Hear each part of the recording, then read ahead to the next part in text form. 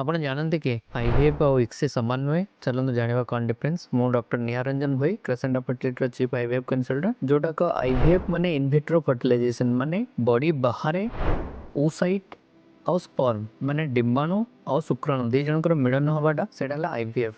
IVF କନଭେନସନାଲି ଯେଉଁଥିରେ ଗୋଟେ ଓସାଇଟ୍ ପାଖରେ 1,00,000, 2,00,000, 5,00,000 ମେ ବି ସ୍ପର୍ମ ଛାଡ଼ି ଦିଆ ହୁଏ ଗୋଟେ ଡିସ୍ରେ।